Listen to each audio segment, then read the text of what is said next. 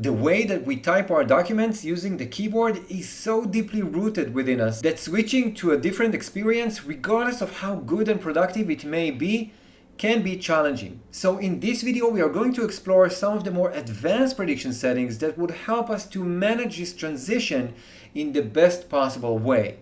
Let's begin.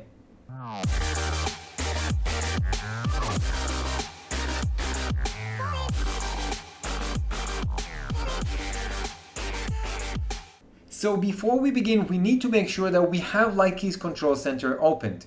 To do so, what we need to do is to go to the taskbar and click on Lightkey's app icon, navigate to Preferences and choose the Prediction tab. And the first advanced setting that we are going to talk about today is the Suggest High Impact Predictions. The idea here is that when we are typing our content, Lightkey will essentially gain confidence about the way that we are writing and our writing style in general. But in the process of gaining this confidence, Lightkey may suggest short-length predictions in the beginning. So just to demonstrate this point, I will start off and write something, okay? For example, this. And you can see that we are getting one character as a prediction, or actually two if you count the space. Is again one character, an example. And here you can see this is actually a meaningful prediction, but you see the initial experience is kind of a mix-up between short-length predictions and high-impact predictions. And some users love that because they love the fact that they have this companion that gives them intuitive continuation to their words, but for others, they may prefer just the long and meaningful ones because it helps them write their documents better. And if you feel like you belong to the second group, I recommend turning on the high impact prediction option.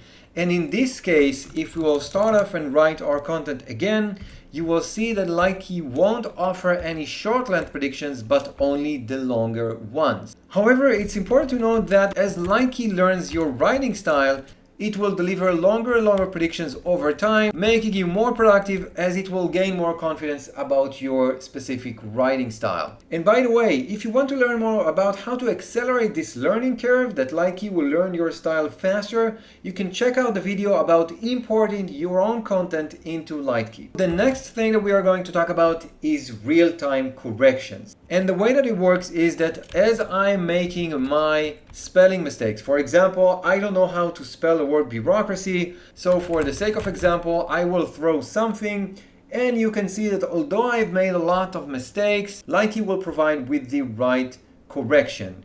And even if I will keep on typing, as you can see that I've written Mississippi entirely wrong, you can see that Lightkey still gets my intent and provide me the ability to correct both the word bureaucracy and Mississippi. So this is cool, but for our video, we want to talk about the more advanced stuff. And the first thing we are going to talk about is how to manage Lightkey's ability to learn words outside of its predefined vocabularies. And the way that it works is that you need to write a word enough times for it to be included in Lightkey's real-time corrections. So for example, if I will write my full name, which is this, you could see that Lightkey will pick it up for a prediction, which again, it's nice. But let's say that I'm writing it enough times, and now, for example, nice to meet you, my name is, and I'm writing my name incorrectly. You can see that because I repeated my name enough times before, it is picked up automatically and being offered as a word correction, as Lightkey recognize that as a part of the vocabulary. But the question is, what happens if it's not the case? What happens if I don't want Lightkey to learn this word or even to provide this correction based on my history? So in that case, we have a couple of options. So the first option, if I want to remove a prediction or a real-time correction, all I need to do is to just right-click on it and remove it from my vocabulary. And yet, let's say that we want to block entirely Lightkey's ability to learn new words to the vocabulary and offer them as corrections. If that's the case for you, I recommend going back to Lightkey's control center and toggle off this option. And now if I'll go back to the case of trying to write my family name, you can see that we don't get my family name as a prediction because Lightkey doesn't count it as a word that belongs to its vocabularies.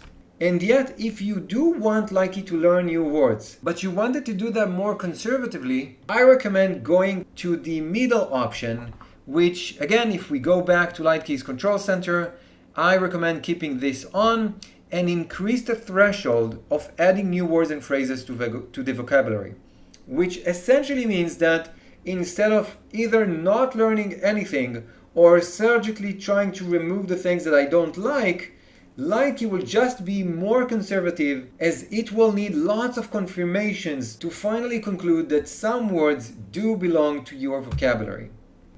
The next option is to suggest backward corrections as we type. So to demonstrate this feature, I'm now in Slack web application using Lightkey's browser extension. And essentially the idea behind this feature is that as I'm writing, you can see that Lightkey offers a correction within the word itself that I'm currently writing incorrectly. But as I keep on writing,